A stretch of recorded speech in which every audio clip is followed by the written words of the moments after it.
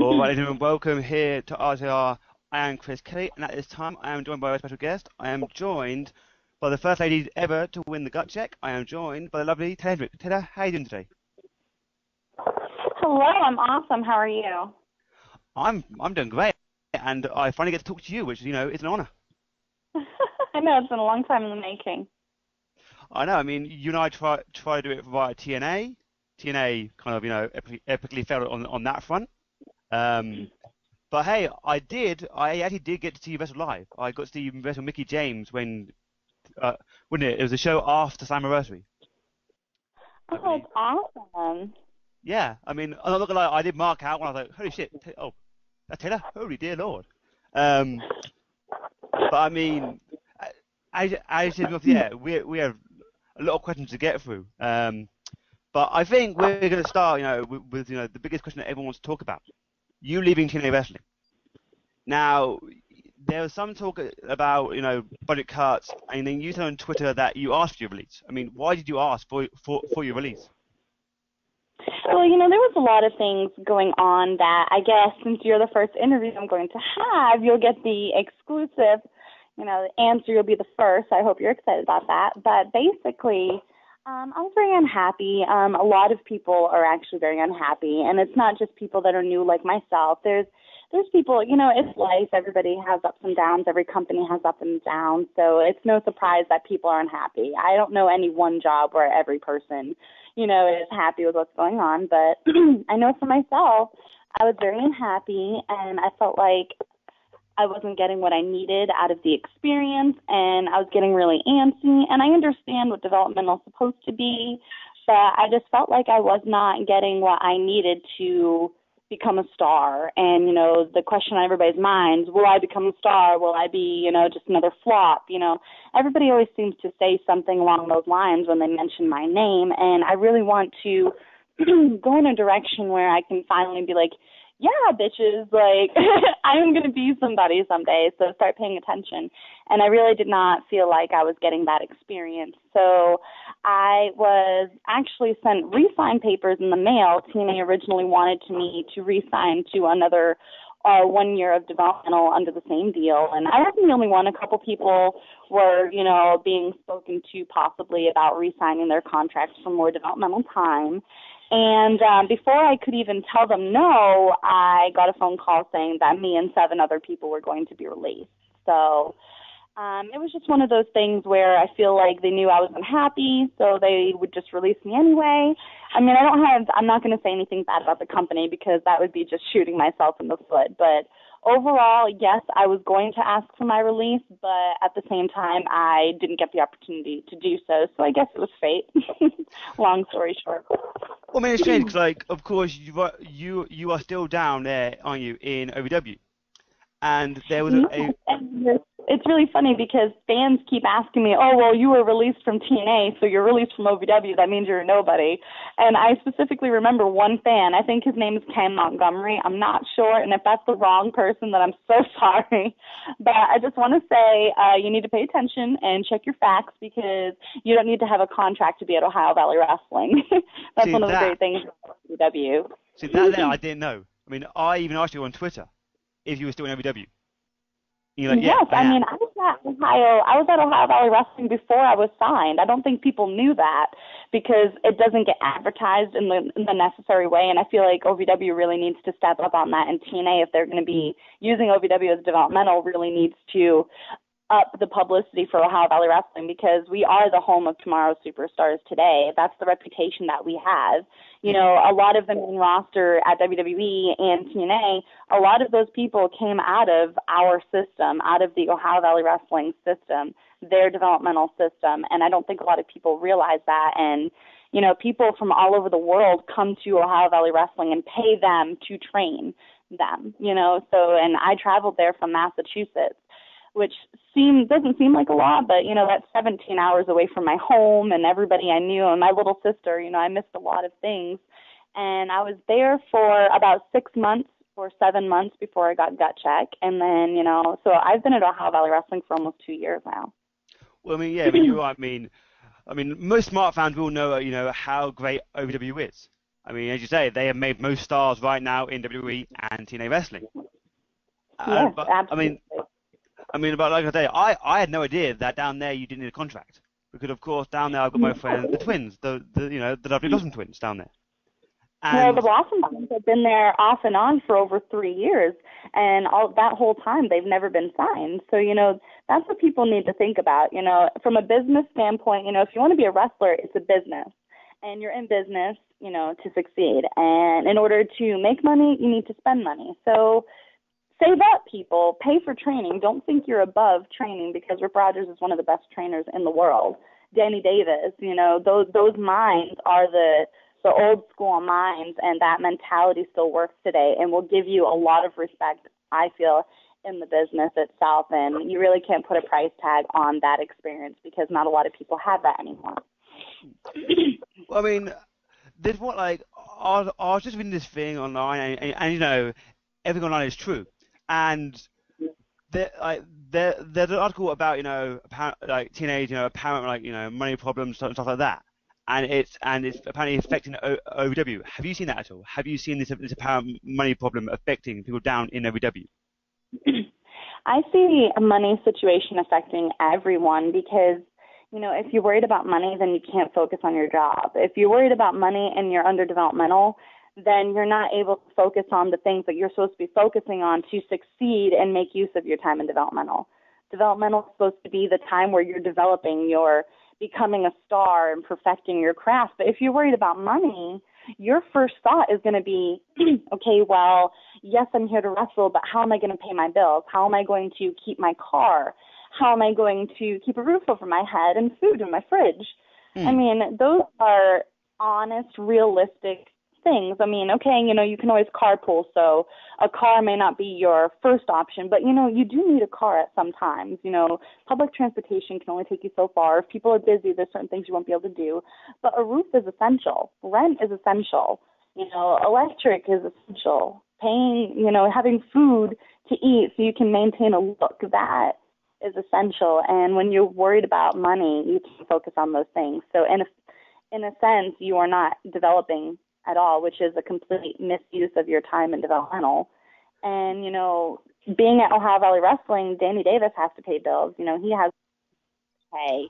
He has rent to pay. It costs money to have trainers. It costs money to keep the doors open and buy the stuff for the concession stand and the publicity and this and that and the equipment and so forth. OVW may not look like the best place in the world, but they do have a great reputation, and that costs money. And I think everybody at the moment is feeling some sort of pressure when it comes to the money situation. Now, I'm not going to say in an interview what that is because, I'm not at liberty to say, number one, and number two, I don't work in the office, so I don't know the extent of it. I just know it's not just us. Well, yeah. Well, I mean, I am, a fan of wrestling, but when I'm seeing this up online that like wrestlers aren't getting paid, that kind of pisses me off because, as you say, the wrestlers need the money to just for, Imagine being in our shoes. I know. I mean, exactly. I mean, like as a fan, I'm annoyed. I can't imagine how you guys would be, how pissed off you guys would be with this money situation going on in TNA wrestling. Now, like when it was announced that you were in gut check, I mean, of course, if people did know that you were down in OVW, do you think being in OVW helped you get into the gut check? Absolutely, because and it's funny. I'm gonna throw somebody under a bus. There's a girl wrestling right now on the Indies who has been known to quote for quote say, yeah, OVW is a great place and all for people who need to learn how to work, but I already know everything I need to know. So if you already know everything you need to know, then how come you're not signed and making millions of dollars? There has to be a reason. All right. So with that being said, girl, I hope you're listening, by the way.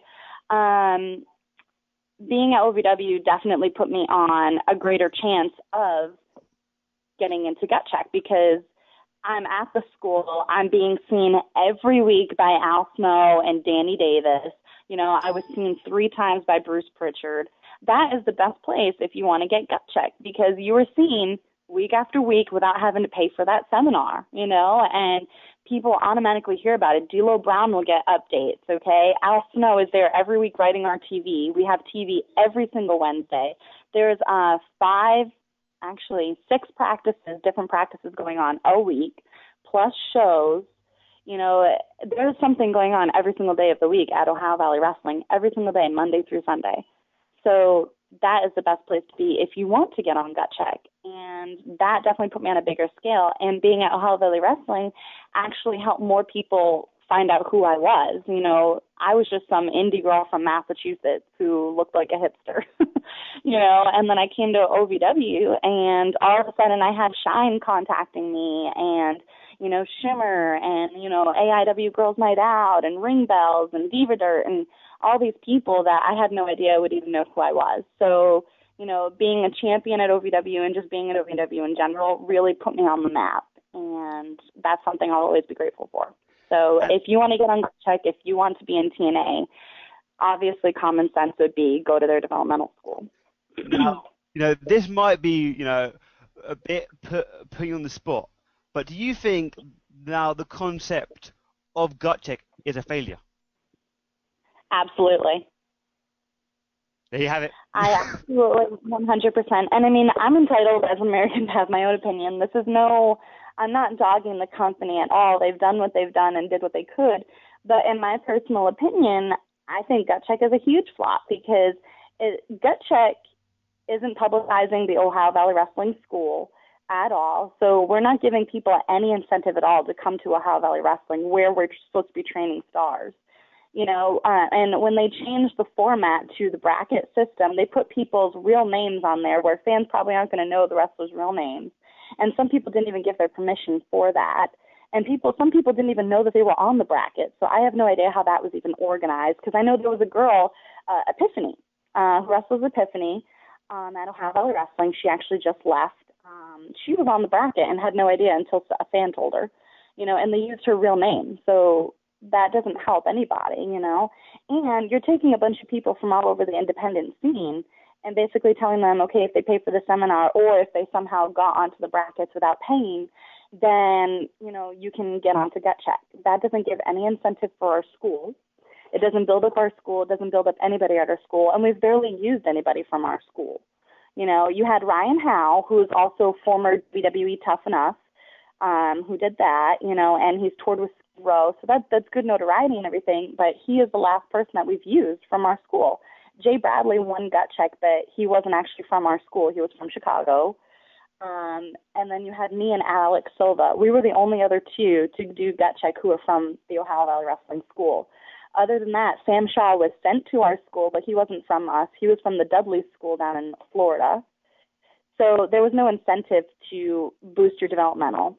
And then on top of that, I just feel like it was such a great idea. I really feel like Gut Check at one point was just so good because it was tangible. You could feel the competition, and it was brand new faces. I really felt like it was spicing up the TNA program. And you had promising independent talent with different characters and, different looks. And I feel like that's what you need in a program. You need people that appeal to a different audience and different genre and different marketing. And I feel like it's really dropped the ball, especially because you released every person that won Gut Check except for 3 people. Wes Briscoe, who's former WWE and has ties to them, Jay Bradley, who's former WWE developmental, and Lady Tappa, whose uncle works for WWE. So it's like, I feel like all the people that work so hard coming from nothing got the shitty end of the stick, which doesn't entice anybody else to want to do Gut Check. You have to show promise in order for people to want to do it. Give them a hope and a promise, not just a promise that you don't follow through with. So I'm sorry that was long-winded, but that's basically how I feel about it. I mean, I think most fans would agree with you. I mean, when they signed Lady Tappa to a contract over Evilise Velez, straight away I was like, that's because that's her uncle. I mean, if you go back and watch that match. Wrong. I love Ivy Lee. She's been nothing but sweet to me. But if you put 2 of them together, Lady Tappa looks very impressive, and she's different. whereas Ivy Lee's is similar structure as a lot of the other divas and knockouts. She's slender, blonde hair, tan skin, but she is also exotic with her Puerto Rican attitude and her accent and her fire. So both of those girls would have been really great to sign. But, they don't want to go and sign every single person that comes in for gut check, and there also needs to be failure. There needs to be people that don't make it because that makes it more tangible. There's more drama there. There's more everything. At one point it was like every time somebody tried out for gut check, they were getting signed. And I know that some of us weren't supposed to be signed, but we were signed anyway. But that doesn't change the fact that you need that drama because that drama is what makes people want to watch. Reality runs television, even though it's fake. Reality TV is one of the fakest things on the planet, but why does it draw? Why does everybody want to watch all those reality shows? Because of the drama. So you need that in order for some sort of competition to be successful. You need people to clash. You need different people to appeal to different people. And to a lot of people, Lady Tapa is very impressive. She's taller than everybody. She's bigger than everybody. She's a brute. And on the other token, Ivy Lee, she's strong, she's a fighter, she has MMA, UFC style. That is different, and she is badass, and you probably wouldn't want to get into a fight with her. So if I was running a company, I would love to have both ladies, but, that's just not how it necessarily works. Yeah, plus, with all due respect right now to the girls in TNA wrestling, they are not what they used to be. When you look at back 07, 06, when TNA had such a strong division of girls, to look at it now. That's what made me want to go to TNA. I was so excited to be a part of that. You had my veteran from back home, Nikki Roxx, on the roster as Roxy Laveau. She was awesome. You had ODB in there. You had Awesome Kong. You had cheerleader Melissa. You had Taylor Wilde and Sarita and Hamada. There was just so much good going on. Gail Kim. There was just so much. Those girls were running that show. They kept that company open. The Knockouts division has done such great things for Dixie Carter. TNA really put women's wrestling back on the map with that. They were having 2 and 3 matches on the card every week. Like, it was fantastic. Angelina Lutt, fantastic. That really gave me hope that maybe I would make it somewhere someday because those girls were kicking ass, taking names, and making sexy dangerous, and it was awesome. I loved every minute of it. Yeah, back in the day, the reason that people used to watch TNA as opposed to WWE was the women, because TNA used to push the things that WWE didn't, tag teams and women's wrestling. Now, it's like TNA don't do that, and you still have girls like Mickie James, Gail Kim, who, in my opinion, you could say are the best girls in the world right now. But if you believe what's online, there are people backstage who maybe joined last year or so that don't like women's wrestling. And as you being yourself a women's wrestler, what do you think on this apparent negative thing towards female wrestling? I'm sorry, what was that? There's a general consensus towards women's wrestling nowadays is that it's not that good. It's not that good. Why do you think there is a negative feeling in the big companies towards women's wrestling? Well, because men in particular don't like competition. They want it to be their business, their sport, their this and that. And, over time, people have understood that wrestling is a male-dominated sport, mostly done by men and watched by men. But what men in power forget is that men want to see hot women duke it out. And what they've done after realizing that is put in girls who can't wrestle, put in models who just look good, put in cheerleaders and this and that. And that's okay, but only make them stick to their strengths. Don't have them doing, giant sunset flips and chair shots and all these different things that they can't do. Because even though it's only, 2 or however many girls in the match, that makes everybody look bad. All the girls. We're in a male-dominated sport. So we have to stick together. Girls have to stick together, stop arguing with each other, stop making each other look bad, and stop hurting each other and talking crap about each other. We're all in this together, and we're not going to get anywhere, and we're not going to boost women's wrestling's reputation unless we all work together. And that's going to take us standing up for each other, even if we don't like each other. And, sometimes it involves saying, no, I won't do that. Because people hate women's wrestling because that's all they've seen for a while was these models duke it out, and it looked bad. And then the girls who could actually wrestle weren't being utilized. But, you know, in the late 90s and early 2000s, you had girls who kicked ass. You had the Litas, the Trish Stratus, the Ivories, the Molly Hollies, you know, Victoria. You had all of those girls tearing it up. Jazz. There was just so much good going on. And then, you know, it started to fall a bit after that because I think girls figured out that all you had to do to get signed really was be sexy. You know, they could teach you how to wrestle later. But they were getting by on being sexy. Who wants to work the extra mile and work extra hard to actually learn how to wrestle if you're going to get paid roughly the same amount anyway to just be sexy? So girls stopped being characters and stopped appealing to different markets, and they just decided to be sexy and not go the extra mile to know how to wrestle.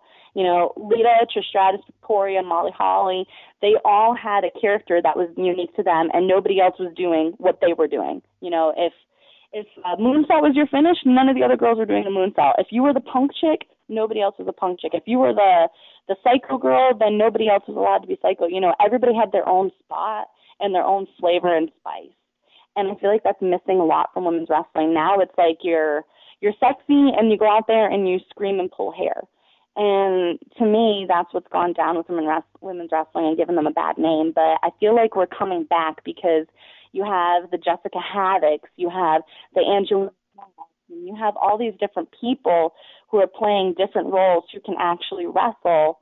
And I feel like that's slowly bringing us back to where we should be.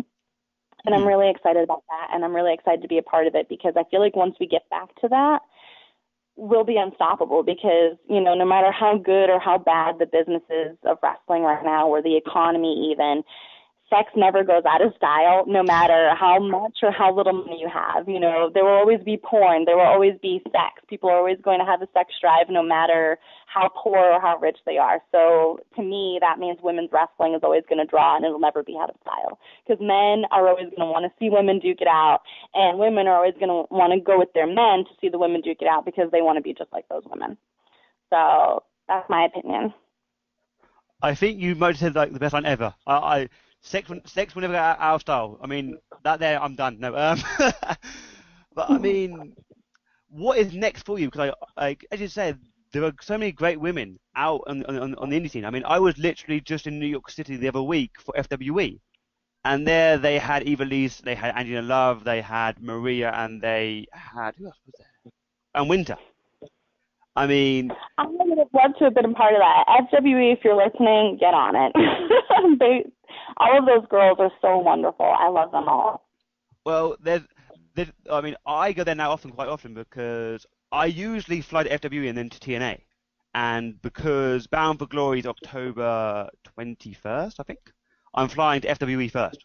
Because, you know, I go there for the wrestling just because there, the girls can wrestle. They're allowed to wrestle.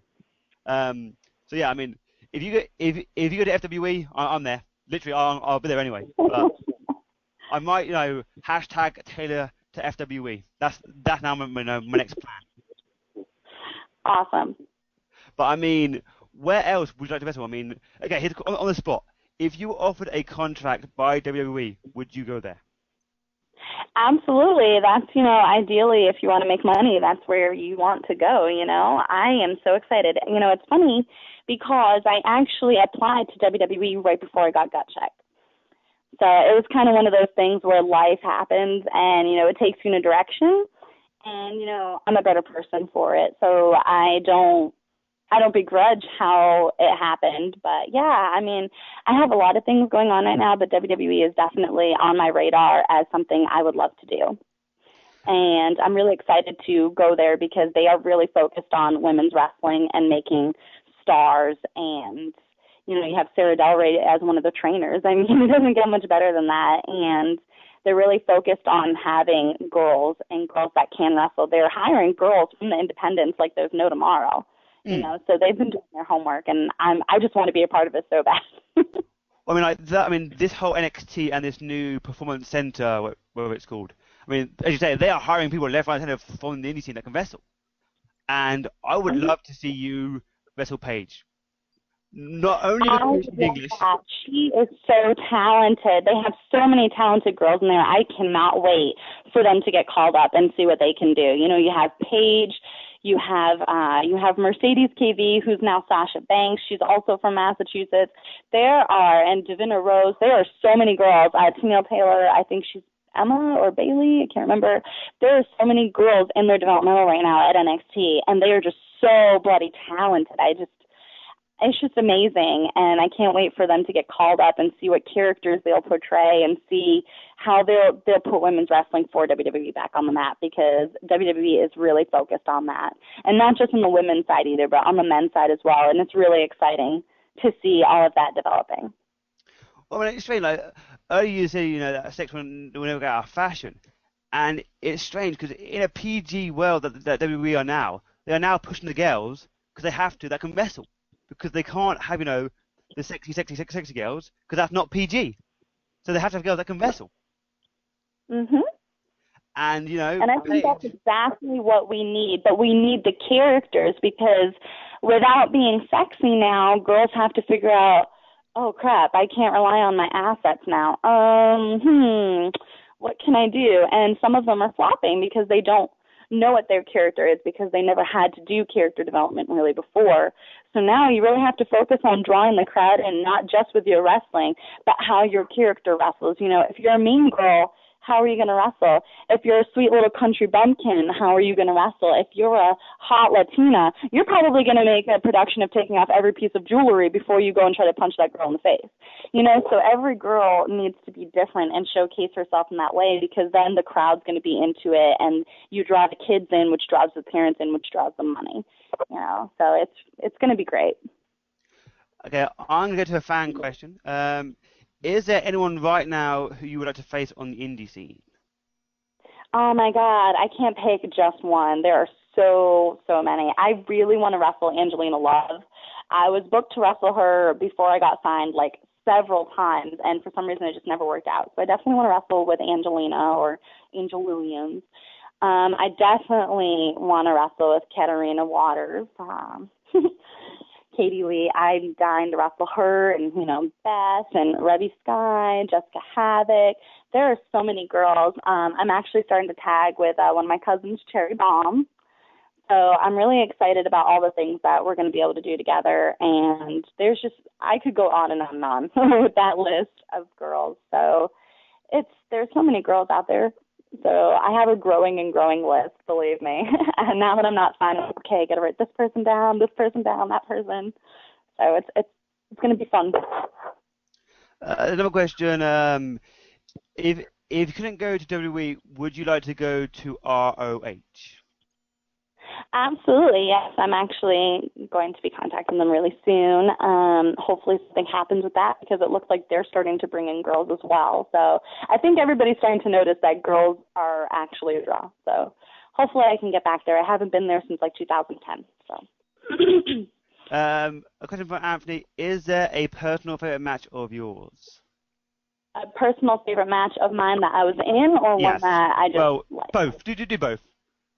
Okay. So, match that I was in, I would say one of my all-time favorite matches is both matches with Tara, Lisa Marie.